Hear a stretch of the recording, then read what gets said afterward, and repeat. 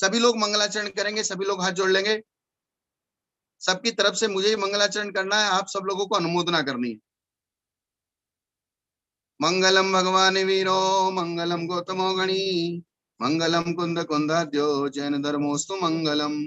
जय बोले अनंतानंद परम सिद्ध भगवान की, देवादिदेव खजानट श्री आदिनाथ महावीर भगवान की, परम पूज्य आचार्य श्री रविशेण आचार्य महाराज की, परम पूज्य आचार्य श्री कुंतु सागर जी कनक नंदी जी गुरुदेव की, आचार्य श्री पदम नंदी जी कुलभूषण नंदी जी गुरुदेव की, जिनवाणी माता की, श्रीमद जैन धर्म की, आचार्य शिवराज नंदी जी गुरुदेव की।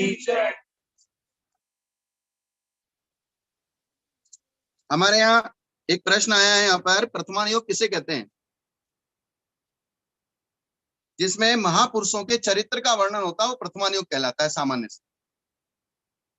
जिन महापुरुषों ने दीक्षा ली है, जिन महापुरुषों ने उपसर्ग सहन करके मोक्ष को प्राप्त किया है, जिन महापुरुषों ने उपसर्ग सहन करके स्वर्ग को प्राप्त किया, रत्नत्रय का पालन किया है, ऐसे महापुरुषों की जिसमें कथा आती है वो प्रथमान योग।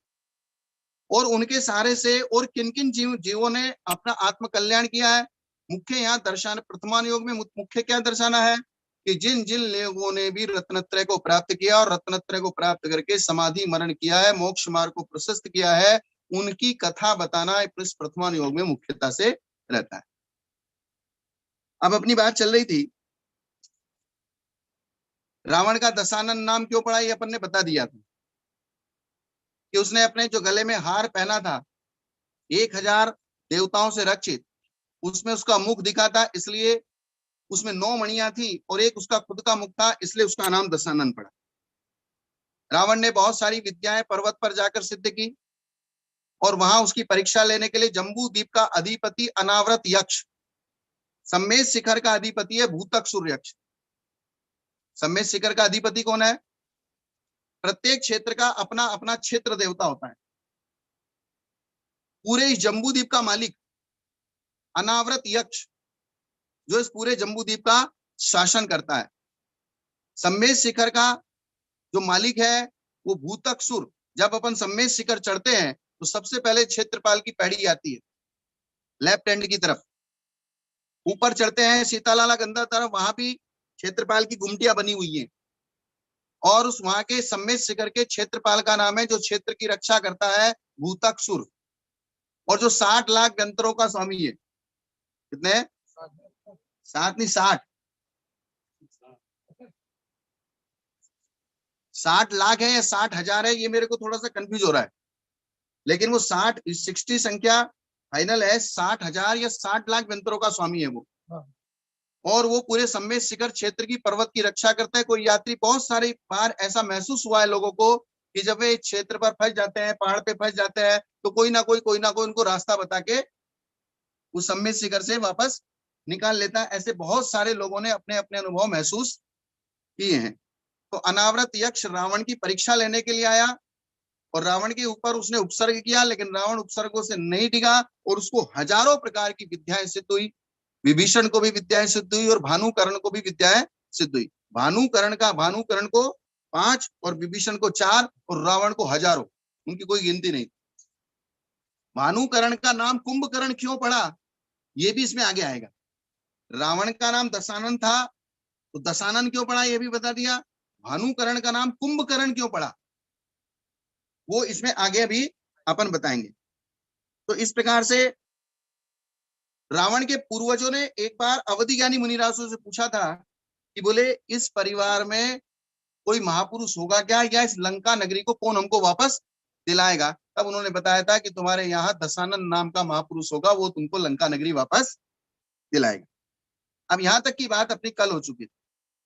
अब इसके बाद रावण धीरे धीरे आगे वैभव को प्राप्त होता चला गया। जैसे जैसे पुण्य बढ़ता है वैसे वैसे वैभव अपने आप ही आकर इकट्ठा होता चला जाता है, और जैसे जैसे पुण्य क्षीण होता है वो वैभव धीरे धीरे से वापस वैसे ही बिखर जाता है।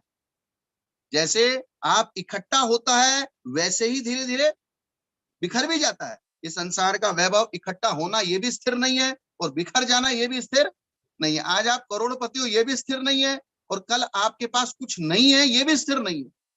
न सुख स्थिर है न दुख स्थिर है, न रात स्थिर है और न दिन स्थिर है। अपन सोचे रात ही रात रहेगी, रात रात रहेगी, रात भी खत्म हो जाएगी। दिन ही दिन रहेगा, दिन भी खत्म हो जाएगा, 12 घंटे में दिन खत्म हो जाता है और 12 घंटे में रात खत्म हो जाती है। इसलिए कोई सोचे कि हमेशा चांदनी चांदनी रहेगी, तो वो भी रहने वाली नहीं है। हमेशा अंधेरा अंधेरा रहेगा, वो भी रहने वाला नहीं है। अंधेरा और रोशनी, सुख और दुख दोनों ही अस्थिर है, उनकी स्थिरता नहीं है। अब रावण का वैभव बढ़ना चालू होता है। असुर संगीत नगर था, उसमें मैं नाम का विद्याधरों का राजा था, उसकी हेमवती रानी थी और उनके मंदोदरी नाम की पुत्री उत्पन्न हुई, जिस मंदोदरी का विवाह रावण से हुआ। रावण ने चंद्रहास खड़ग सिद्ध किया। रावण बहुत बड़ा भारी जिनेंद्र भगवान का भक्त था। जितनी भी विद्याएं उसने सिद्ध की है, विद्याओं सिद्ध करने के बाद सबसे पहले उसने जिनेंद्र भगवान की बहुत बड़ी भारी पूजा रचाई है, सामान्य नहीं। आज हमने अपने मंदिरों के अंदर पूजा का वैभव बिल्कुल खत्म कर दिया। अन्य मतियों के यहाँ मंदिरों में जिस प्रकार की पूजा वैभव पूर्वक होती है, अपने यहाँ उस पूजा को बिल्कुल सूखा कर दिया। मतलब उसमें वैभव के नाम पे कुछ भी नहीं है। प्रैक्टिकल में अगर हमको अपने घरों में परिवार में शादी करनी होती है, कोई कार्यक्रम करना होता है, वहां दुनिया भर का वैभव अपन लगा देते हैं। एक एक ट्रक फूल आ जाते हैं, मंदिर में एक फूल चढ़ जाएगा तो हिंसा हो जाती है। जो लोग फूलों का निषेध करते हैं, उन्हीं की शादियों में एक एक ट्रक उनके फूल आ जाते हैं। और मंदिर में जब एक भगवान के फूल, अरे कितना, मैंने पहले बताया था, कितना भी बड़े से बड़ा महापुरुष हो, उसका सम्मान अगर किया जाता है तो फूलों के गुलदस्ते से किया जाता है, बुके से किया जाता है। 10 लाख मंत्रों का स्वामी, ध्यान आ गया मेरे को। भूतकसुर सम्मेत शिखर जी का जो अधिपति देवता है, वो 10 लाख मंत्रों का स्वामी है। तो इस प्रकार से मंदोदरी का रावण के साथ विवाह हो गया। रावण ने चंद्रहास खड़ग सिद्ध कर लिया। अपनी सारी सिद्ध की गई विद्याओं को वो प्रैक्टिकल में उनको देखता भी था, मैदान में जाके यूज करके, भाई ये सिद्ध हुई है कि नहीं है। और ऐसे धीरे धीरे उसके साथ कन्याओं का विवाह होता होता होता रावण की 18,000 रानियां हो गई। कितनी रानियां हो गई थी? 18,000। अब जो भानुकरण था, भानुकरण का जो ससुराल था, भानुकरण का ससुराल, उस ससुराल का नाम था कुंभपुर नगर। क्या नाम था उसका? कुंभपुर नगर के ऊपर शत्रुओं ने आक्रमण कर दिया और भानुकरण के कान में ये बात आई। तो भानुकरण के कान में जैसे ये बात आई, कुंभ शब्द नाम उसके ऊपर कान पे पड़ा, तो तब से लोग जो उसको कुंभकर्ण कहना चालू कर। मतलब उसका जो ससुराल का जो गांव का नाम था, नगर का नाम था, क्या था? कुंभपुर। तो कुंभपुर की बात उसने सुनी कि कुंभपुर पे शत्रु का आक्रमण हो गया। तो बात किससे सुनी? कान से सुनी। तो कान से क्या सुना? कुंभ शब्द सुना। तो कुंभपुर में चढ़ाई होगी, कुंभपुर में चढ़ाई होगी, कुंभपुर में चढ़ाई। भाई भानुकरण कहाँ जा रहा है? कुंभपुर जा रहा है, कुंभपुर जा रहा है, कुंभपुर जा रहा है। वैसे करते करते भानुकरण कुंभकर्ण हो गया। भानुकरण क्या हो गया? तो इस प्रकार से भानुकरण का दूसरा नाम क्या पड़ा? लोक व्यवहार में जो प्रसिद्ध है। और जो ये कहा गया है कि कुंभकर्ण 6 महीने सोता था, या मांस आदि खाता था, या मदिरा पीता था, या 6 महीने के बाद उठता था, तो जो उसके सामने आता था उसको खा जाता था, ऐसा कुछ भी जैन शास्त्रों में लिखा नहीं है। उनका भोजन स्वाभाविक रूप से सुंदर था, पवित्र था, और वो किसी प्रकार से इस प्रकार का भोजन नहीं करते थे। तो ये कुंभकर्ण हुआ। अब विभीषण की भी शादी हो गई, कुंभकर्ण की भी शादी हो गई। मंदोदरी के इंद्रजीत और मेघवान नाम के 2 पुत्र हुए। मंदोदरी के कितने पुत्र हुए? एक का नाम था इंद्रजीत और एक का नाम था मेघवान। और रावण का भाई कौन था? विभीषण और कुंभकर्ण।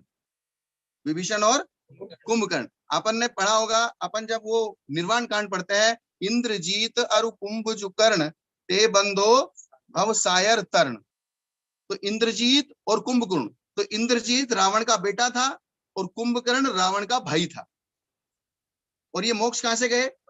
बड़वानी से मोक्ष गए, 52 गजा से। अब वहां ये 52 गजा की 84 फुट की आदिनाथ भगवान की प्रतिमा के नाम से बड़वानी प्रसिद्ध हो गया। तब इंद्रजीत और कुंभकर्ण को तो भूल ही गए लोग। और जिस समय दशहरा होता है, दशहरे के मैदान में रावण का पुतला जलाया जाता है, तो कहीं कहीं हमने देखा है रावण के साथ साथ इंद्रजीत और कुंभकर्ण का पुतला भी जलाया जाता है, या मेघनाथ का जलाया जाता है। इसका मेघनाथ का और कुंभकर्ण का पुतला जलाया था। जबकि हमारे यहाँ जैन शास्त्रों में बताया गया है कि कुंभकर्ण मोक्ष गए हैं, इंद्रजीत भी कहाँ गए हैं? मोक्ष गए। तो इस प्रकार से अपने को एक व्यवस्थित व्यवस्था क्या है, किस प्रकार की है, इस समझने की बात। अब जो अपन ने सामान्य रूप से रामायण या महाभारत देखी है या जो पढ़ी है, उसमें जिस प्रकार से वर्णन किया गया है, लेकिन जैन शास्त्रों में इस प्रकार का वर्णन नहीं किया गया है, ये अलग टाइप से वर्णन किया गया है। तो इस प्रकार से मंदोदरी के इंद्रजीत और मेघवान पुत्र हुए। अब जो लंका नगरी का राजा वैश्रवण था, जो इंद्र ने स्थापित किया था, किसने स्थापित किया था? इंद्र ने। और वैश्रवण रावण की मौसी का लड़का था। वैश्रवण कौन था? रावण की माता का नाम था केकसी, और केकसी की दूसरी बहन जो थी उसका बेटा था वैश्रवण, और वैश्रवण कहाँ राज्य करता था? लंका में राज्य करता था। और इंद्र ने उसको वहां स्थापित किया था, और लंका कुल परंपरा से चली आई हुई रावण की नगरी।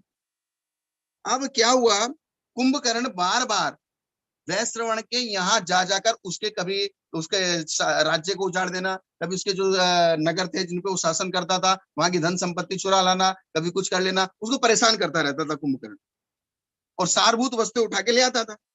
तो वैश्रवण ने सुमाली के पास दूत भेजा कि बोले तुम्हारे पोते को रोको, तुम्हारे पोते को रोको, बोले इस प्रकार से परेशान कर रहा है। तो रावण भी वहीं बैठा था। तो रावण को गुस्सा आ गया कि बोले ये वैश्रवण कौन है? बोले हमारी पुरखों से चली आई लंका पे राज्य कर रहा है, ये लंका तो हमारी है, बोले ये कौन होता है हमको रोकने वाला? तो इस प्रकार रावण को भयंकर क्रोध आया, और रावण ने युद्ध की ठान ली, और रावण और वैश्रवण का भयंकर युद्ध चालू हो गया, रावण का और वैश्रवण का। लास्ट में वैश्रवण को रावण ने मूर्छित कर दिया, और उसके सेवक उसको उठा के युद्ध भूमि से ले गए। और रावण ने सोचा है मर गया अपन तो, चलो अब मरे हुए को क्या मारना।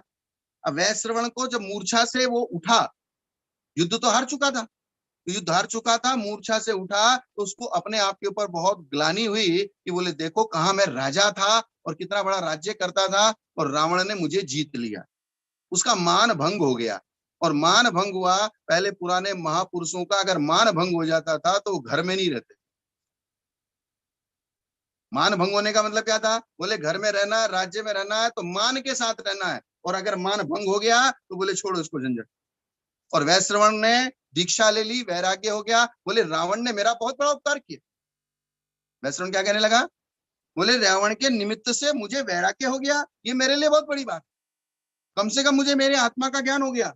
और उसने दीक्षा ली, और दीक्षा लेके 8 कर्मों का नाश करके मोक्ष चला गया, परम धाम को गया। इसमें पद्म पुराण में क्या शब्द आया? परम धाम को चला गया। परम धाम तो मोक्ष ही होता है। तो इस प्रकार से अब वैश्रवण के पास एक पुष्पक नाम का विमान था। इसके पास सभी लोगों ने सुना होगा, रावण के पास पुष्पक विमान था। तो रावण के पास पुष्पक विमान कहां से आया? वैश्रवण के पास पुष्पक विमान था। तो उससे जब वैश्रवण तो दीक्षा ले ली, तब लंका रावण के अधीन हो गई। तो लंका में जो भी सामान था वो सब किसका हो गया? रावण का हो गया। तो वैश्रवण का जो पुष्पक विमान था वो सेवक लोग रावण के पास ले आए। तो रावण के पास तो हजारों विद्याओं के बनाए हुए बहुत सारे विमान थे, फिर भी रावण ने उसको रख लिया कि बोले शत्रु की पराजय का प्रतीक है। क्या समझ के रख लिया? भाई शत्रु की पराजय का प्रतीक है, ऐसा समझ के रावण ने उसको अपने पास जो पुष्पक विमान को रख लिया। और पुष्पक विमान में बैठकर रावण जब लंका की तरफ चला, उस पुष्पक विमान में अपने पूरे परिवार, पुष्पक विमान कोई सादा विमान नहीं था। आजकल भी जो राष्ट्रपति और प्रधानमंत्री के लिए विमान बनता है, उनको अंदर से अगर देखा जाए तो आप देखोगे उसके क्या, उसके अंदर क्या सुविधा है? पूरा मेडिकल, पूरा उनका ऑफिस, पूरा सब उनका रहने का, खाने का, पीने का, सोने का, सब चीज, हर तरह की चीज एक विमान के अंदर। ये तो है एरोप्लेन है आजकल के जमाने। इसी प्रकार से पूरा पुराने जमाने जो विमान होता था वो विद्या से निर्मित होता था, और पूरा उसमें राजमहल, नदी, तालाब, पहाड़ आदि सब कुछ होता था। तो उस पुष्पक विमान से बैठकर राजा रावण, यानी कि रावण, जब दक्षिण समुद्र यानी कि लंका की तरफ चला, तब आकाश में जब वो सबसे ऊंचे पहुंचा, तो उसने एक पर्वत के ऊपर जब उनका विमान पहुंचा, तो नीचे पहाड़ पर उन्होंने सफेद फूले हुए बहुत सारे कमल के फूल देखे। क्या देखे? कमल के फूल देखे रावण ने। तो रावण ने अपने दादा सुमाली से पूछा कि बोले दादाजी, जैसे बच्चे दादा से पूछते ना, कि बोले ये नीचे इस पर्वत पे तो कोई तालाब भी नहीं दिखाई देता, तो इतने सारे कमल के फूल इस तालाब के ऊपर सफेद सफेद कहां से आए? तो दादाजी ने कहा कि बोले ये बेटा कमल के फूल नहीं है। बोले फिर क्या है? ये जिनेंद्र भगवान के बड़े बड़े शिखरों वाले, जिनके ऊपर सफेद ध्वजाएं फहरा रही है, ये बड़े बड़े सफेद बिल्कुल जैसे कमल के आकार के भगवान के मंदिरों के शिखर दिखाई दे रहे हैं। और ये मंदिर भी कोई थोड़े एक दो नहीं था, जैसे तालाब के अंदर पूरे कितने कमल होते हैं, ऐसे उस पहाड़ के ऊपर बहुत सारे मंदिर थे। और वो ऊपर विमान से दूर से ऐसे लगते थे कि जैसे पहाड़ पे कमल के फूल खिल रहे हो, सफेद कमल के फूल। तो और तुरंत सुमाली ने नमः सिद्धेभ्य कहकर उन जिनालयों को, मंदिरों को नमस्कार किया और रावण से कहा तू भी इन मंदिरों को नमस्कार। तब रावण ने फिर पूछा कि बोले मंदिर किसने बनवाए, ये मंदिर किसने बनवाए? तो बोले ये हरिशेन चक्रवर्ती ने बनवाए। किसने बनवाया मंदिर? हरिशेन चक्रवर्ती ने बनवाया, जो 10वां चक्रवर्ती हुआ। टोटल 12 चक्रवर्ती होते हैं। पहले चक्रवर्ती थे भरत चक्रवर्ती, शांतिनाथ, कुंतुनाथ, अरयनाथ, 3 चक्रवर्ती ये हुए। लास्ट का चक्रवर्ती कौन था? शुभोम चक्रवर्ती नहीं, ब्रह्मदत्त चक्रवर्ती। एक शुभोम चक्रवर्ती हुआ जो 7वें नरक गया। ये हरिशेन 10वां चक्रवर्ती था। हरिशेन कौन था? 10वां चक्रवर्ती था। कि बोले ये हरिशेन चक्रवर्ती ने ये सारे के सारे जिनालय, चैत्यालय बनवाए हैं। तो यहाँ फिर प्रकरण पाकर पद्म पुराण में पूरी हरिशेन चक्रवर्ती की कथा कही गई है।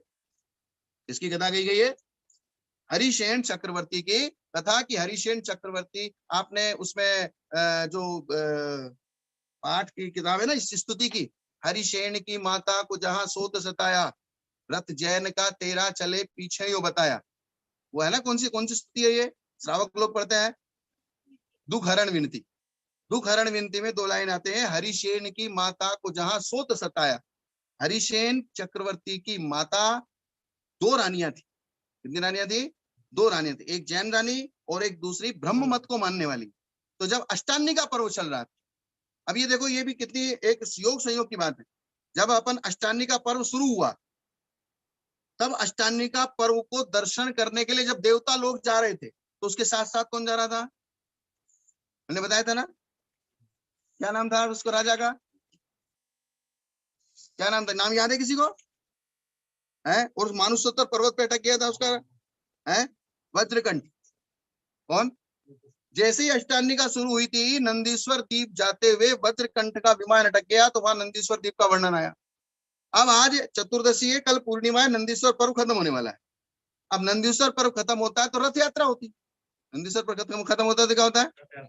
विधान करते हैं, रथ यात्रा होती है। तो अब लास्ट में ये प्रकरण आया यहाँ, हरिशेन की माता, नंदीश्वर पर्व खत्म हो रहा था और रथ निकलना था। अष्टांगी का पर्व खत्म होना था और रथ निकाला जाना था। तो राजा की जो दूसरी रानी थी वो बोली मेरा रथ निकलेगा, और राजा की जो जैन रानी थी उसने बोला कि मेरा रथ निकलेगा। और इस बात पे आके बात अटक गई। यानी कि आज अष्टांगी का पर्व खत्म हो रहा। ये बिल्कुल ऐसा योग संयोग कि जब अपन ने इसको अष्टांगी का पर्व शुरू हुआ, तो अष्टांगी का पर्व के शुरू की व्यवस्था आ गई। अब लास्ट हो रहा है, तो लास्ट में हरिशेन चक्रवर्ती की कथा आ रही है। तो हरिशेन कांपिल्य नगरी में सिंह ध्वज राजा था। उसकी एक नाम रानी थी वप्रा और दूसरी रानी थी महालक्ष्मी। तो दूसरी रानी महालक्ष्मी वो ब्रह्म मत को मानने वाली थी, वप्रा रानी जैन मत को मानने वाली थी। उनका बेटा हुआ हरिशेन। वप्रा रानी से कौन सा बेटा हुआ? हरिशेन। और हरिशेन 64 लक्षणों से युक्त था। हरिशेन किससे युक्त था? 64 लक्षणों से युक्त था। शरीर में कहते हैं कि तीर्थंकर के 1008 शुभ लक्षण होते हैं। तीर्थंकर को कितने शुभ लक्षण होते हैं? 1008। तो 1008, यहाँ मुझे थोड़ी सी शुभ लक्षणों की चर्चा करनी है। हरिशेन चक्रवर्ती की कथा तो मैं कल करूंगा। शुभ लक्षण जो शरीर के अंदर होते हैं और जो हमारी हाथ की रेखाओं के अंदर प्रकट होते हैं, हाथ और पैर की रेखाओं के अंदर, अपन भगवान के सामने 1008 लगाते हैं, क्योंकि भगवान 1008 शुभ लक्षणों से सहित होते हैं। तो 1008 शुभ लक्षण कौन से होते हैं? 900 तो व्यंजन होते हैं और 108 चिन्ह रूप होते हैं। 900 व्यंजन का मतलब 900 तिल मस्सा आदि शरीर में शुभ लक्षण होते हैं। तिल मस्सा, जैसे तिल होता है, लाल तिल होता है, काला तिल होता है, मस्सा होता है, ये सब शुभ लक्षण कहलाते हैं। इसी प्रकार से 108 चिन्ह रूप होते हैं तीर्थंकरों के शरीर में। और चक्रवर्ती जो 6 खंड का अधिपति है, उसके शरीर में 64 होते हैं। चक्रवर्ती के शरीर में कितने होते हैं? 64 लक्षण, शुभ लक्षण होते हैं। तो यहाँ पर जो राजा था, वो राजा जो हरिशेन उसका बेटा था, जो चक्रवर्ती बनने वाला था, उसके शरीर में 64 शुभ लक्षण। कितने शुभ लक्षण थे? 64। और अर्ध चक्रवर्ती होता, उसके शरीर में 32 शुभ लक्षण होते हैं, उससे आधे। और उसके आधा जो होता है उससे 16 शुभ लक्षण होते हैं। ऐसे सामान्य राजाओं के अंदर शुभ लक्षण होते हैं, और हमारे तुम्हारे शरीर में भी एक आधा तो होगा ही कोई ना कोई।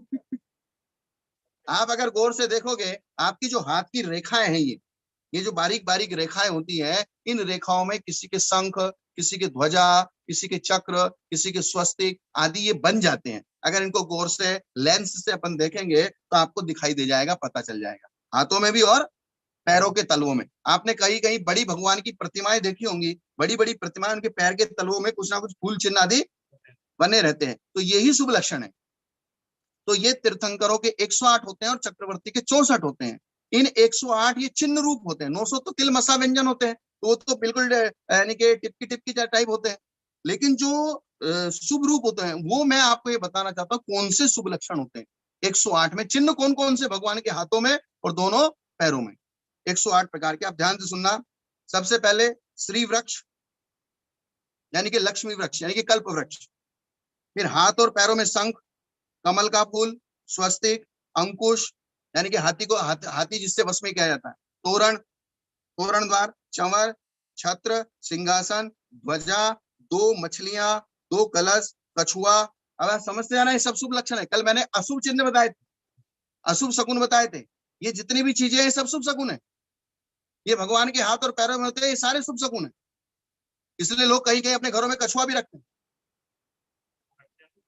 और कहते हैं जहां कुएं में तालाब में कछुए का जोड़ा होता है वहां बहुत शुभ होता है।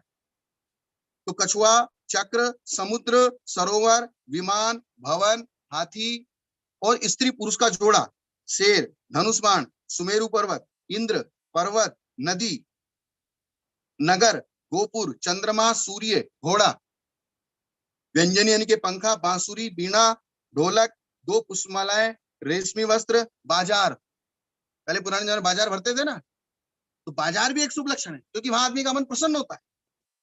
कुंडल आदि 16 आभूषण, कितने आभूषण? 16 आभूषण, फल से भरा हुआ बगीचा, पका हुआ धान्य का खेत, रत्नों का दीप, वज्र यानी कि हीरा, पृथ्वी, लक्ष्मी, सरस्वती, ये सब भगवान के हाथों पैरों में बने हुए होते हैं। कामधेनु गाय, बैल, चूड़ामणि रत्न, महानिधि, कल्प बेल, सुवर्ण और जम्बू वृक्ष, गरुड़, 27 नक्षत्र, पूरे 27 के नक्षत्र, तारा, राजभवन, 9 ग्रह, सिद्धार्थ वृक्ष, अष्ट प्रात्यार्य और अष्ट मंगल द्रव्य। तो इस प्रकार से इनको सबको गिनेंगे तो ये 108 प्रकार के शुभ लक्षण होते हैं, और ये सारे शुभ चिन्ह है, शुभ शकुन भी है। कल जिस प्रकार से अशुभ चिन्ह और अशुभ शकुन बताया था, ये सारी की सारी चीजें क्या है? भगवान के शरीर के यानी कि दोनों हाथों में, दोनों पैरों में होते हैं। तो यहाँ किसी ने प्रश्न लिखा है कि कुंभकर्ण सोता था क्या 6 महीना? नहीं, अपने जैन शास्त्रों में ऐसा कुछ भी विवरण नहीं है कि कुंभकर्ण 6 महीने तक सोता। पद्म पुराण के कौन से पन्नों में? ये पद्म पुराण में तो यहाँ सिर्फ हरिसेन चक्रवर्ती के उसमें ये प्रकरण आया है, लेकिन ये आपको अष्टपाहुड़ के पेज नंबर, अष्टपाहुड़ नाम का ग्रंथ है, और अष्टपाहुड़ के प्रश्न नंबर 54 पर ये लक्षण मिलेंगे। कौन से ग्रंथ में मिलेंगे? अगर किसी को देखना हो अष्टपाहुड़, आप गूगल से डाउनलोड कर सकते हो, आपको मिल जाएगा अष्टपाहुड़, और अष्टपाहुड़ के प्रश्न नंबर 54 पर ये सारे के सारे शुभ लक्षण लिखे हुए हैं, कि जो भगवान के दोनों हाथों में और पैरों के तलवों में होते हैं, और बाकी शरीर में क्या होते हैं? 900 व्यंजन होते हैं। तो 900 और 108 तो टोटल मिलके कितने हुए? 1008। तो भगवान का शरीर 1008 शुभ लक्षणों से सहित होता है। और भगवान के नाम भी कितने होते हैं? 1008, 1000 नाम होते हैं। अब 1000 मानो, 1008 मानो, तो इसलिए भगवान के सामने सामान्य रूप से अपन लगाते हैं 1008 भगवान श्री आदिनाथ भगवान की जय। तो इस प्रकार जो हरिसेन चक्रवर्ती था, हरिसेन जो पुत्र हुआ, वो 64 लक्षणों से सहित था। कितने लक्षणों से सहित था? 64 लक्षणों से सहित था। और ये तीर्थंकरों के 108 लक्षण होते हैं।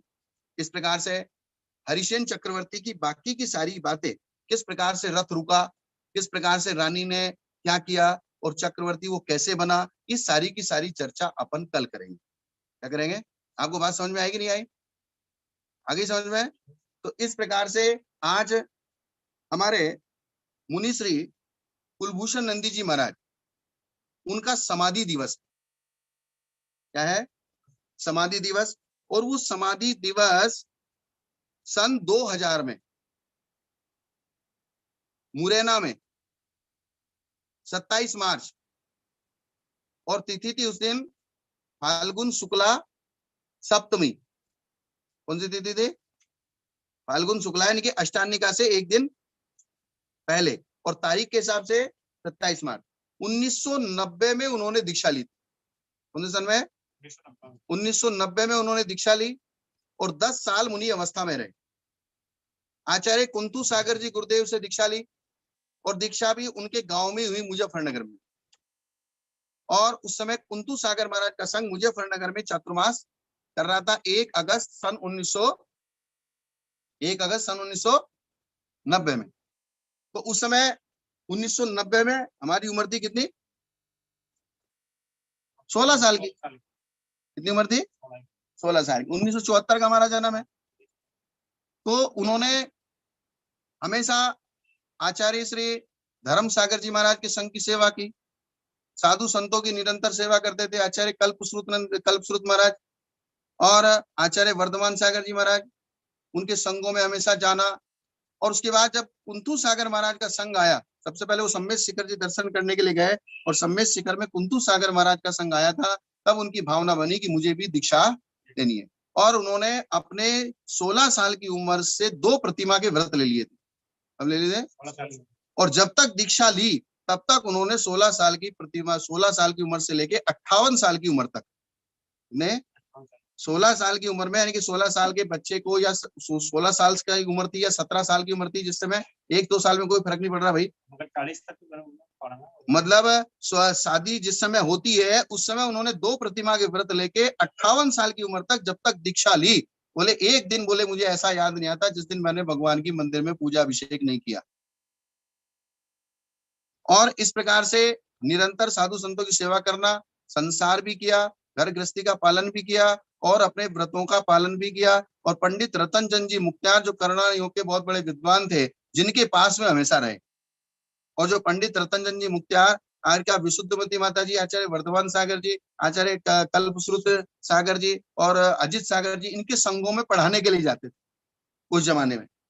उनके साथ वे रहे बचपन से, उनके साथ संस्कार पाए, और संस्कार पाने के बाद 58 साल की उम्र में उनका योग बना, जो उन्होंने दिगंबर दीक्षा आचार्य कुंतु सागर जी गुरुदेव से ली। और कुंतु सागर जी गुरुदेव से दीक्षा लेने के बाद फिर आचार्य पद्मनंदी महाराज की प्रेरणा थी उनको, और पद्मनंदी महाराज के साथ भी रहे। उसके बाद में संघ से जब अलग हुए तो टोंक में चातुर्मास हुआ है। पहला चतुर्मास बघेरा हुआ, फिर टोंक में चातुर्मास हुआ, और टोंक चातुर्मास हो गए। जब बुंदेलखंड की यात्रा के लिए जा रहे थे, तब रास्ते में महावीर जी हम पहुंचे सवाई माधोपुर से। तो महावीर जी के बाद उनकी तबियत खराब हुई, और तबियत खराब होते मुरैना में, धौलपुर में ज्यादा तबियत खराब हुई, और मुरैना में सन 2000 में उनकी समाधि हो गई। आज उनकी समाधि हुई 21 साल हो गए। उन्हीं की प्रेरणा थी कि हम जितने भी घर परिवार के लोग आज साधु बन के बैठे हैं, हम हैं, हमारे बड़े भाई मुनि संयम नंदी जी महाराज, सौरभ नंदी जी महाराज, या फिर चिंतन श्री माता जी, या फिर जो है हमारी माता श्री सरल श्री माता जी। तो ये सब जो जिन्होंने, यानी कि, और सहज श्री माता जी, सम्यक श्री माता जी, तो परिवार के 8-9 लोग जो साधु अवस्था में, ये सब उन्हीं का आशीर्वाद है। उन्हीं की वजह से आज यहाँ पर हम सब दीक्षा लेके बैठे। उन्होंने जिस प्रकार से, यानी कि हमेशा ये भावना भाई है कि मेरा पूरा परिवार क्या साधु बने, मेरा पूरा परिवार साधु बने, और मैं अपनी आंखों से उस चीज को देखूं।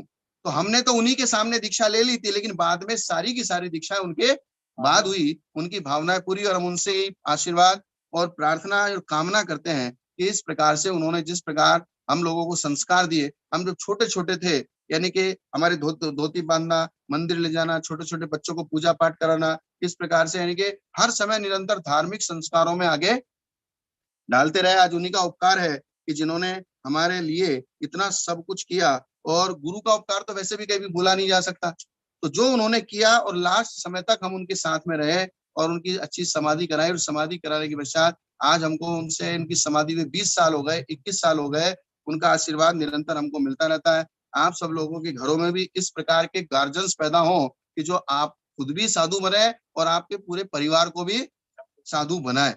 इस प्रकार से एक छोटी सी वीडियो उनके चित्रों के साथ में हमारी रेशु दीदी ने बनवाई है, ब्रह्मचारी संघर्ष रेशु दीदी है। और अभी आपको इसी समय आप आरती करने से पहले, जिनवाणी स्तुति करने से पहले उस छोटी सी वीडियो को, उनके 2 4 10 20 फोटो हैं पुराने पुराने जो दिखाए गए हैं, वो आप जरूर, आज उनकी पुण्यतिथि, उनके चरणों में हम बार बार नमन करते हैं और उनसे प्रार्थना करते हैं कि हमारी भी सुसम्यक समाधि हो। हमारे प्रसन्न भैया जी जो इस मीटिंग का संचालन करते हैं, प्रसन्न भैया जी और सिद्धार्थ भैया जी, और वो प्रसन्न भैया जी उस वीडियो को, जो छोटी सी वीडियो बनाई है, उसको आप थोड़ा एक बार इसी जूम पे स्क्रीन पे थोड़ा सब लोगों को दिखा दीजिए। 1 मिनट 20 सेकंड की वीडियो है कुल। कितनी देर की? 1 मिनट 20 सेकंड की। प्रसन्न जी उसको चालू कर दीजिए, इसके बाद हम जिनवाणी स्तुति करेंगे।